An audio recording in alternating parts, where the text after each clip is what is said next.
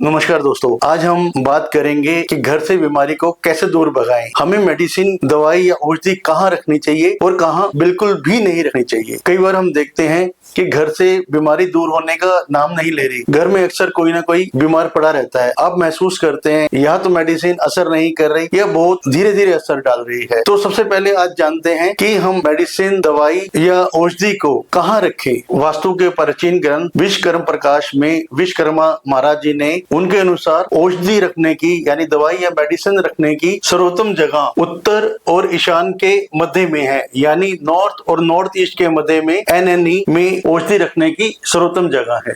विश्वकर्म प्रकाश के 25 पद वास्तु में इस जगह पर जो देवता विराजमान है उनका नाम अदिति है।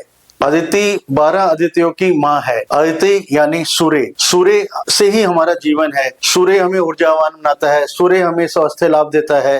तो यह औषधि रखने की, दवाई रखने की, मेडिसिन रखने की सर्वोत्तम जगह है।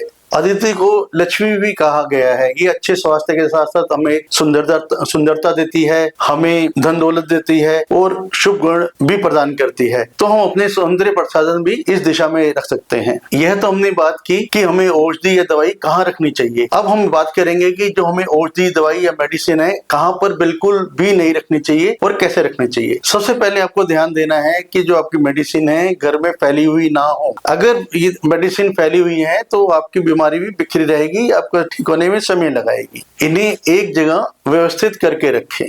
जो मेडिसिन एक्सपायरी हो गई है, ये ऐसी दवाइयां जो अब इस्तेमाल में नहीं है, उन्हें आप बिल्कुल घर में ना रखें, उन्हें घर से बाहर निकाल दें। जो आपकी मेडिसिन, दवाई है, औषधि है, उन्हें साउथ या साउथ वेस्ट में बिल्कुल ना रखें। इस दिशा में आप अगर मेडिसिन रखते हैं तो आपको इनकी आदत भी पड़ सकती है। अब कई बार देखने में आता है कि रात को सोते समय या दिन में भी लोग अपने पलंग के सराहने में मेडिसिन रख लेते हैं। ऐसा भूल के भी ना करें। एक बात और ध्यान रखें कि मेडिसिन या दवाई भूल कर भी अपने किचन में ना रखें या डाइनिंग टेबल पर भी ना रखें। इससे क्या होगा, आपका ध्यान खाने से ज्यादा मेडिसिन पर ज्यादा रहेगा। इससे आपको खाने पर भी ध्यान कम लगेगा। और अगर आप दवाई अपनी पूजा घर में रखते हैं, जहाँ पूजा करते हैं, प्रार्थना करते हैं, वहां पर भी मेडिसिन रखते हैं, तो उससे भी आपका पूजा करने में, प्रार्थना करने में ध्यान भटकेगा। तो पूजा घर में भी आपने दवाई नहीं रखनी। और एक और आखिरी बात का ध्यान रखें, आपने अपने लॉकर में भी दवाई नहीं रखनी या दवाई के साथ पैसे भी नहीं रखने। इससे भी आपका बीमारी पर, मेडिसिन पर, औषधि पर होने वाला खर्च बढ़ सकता है।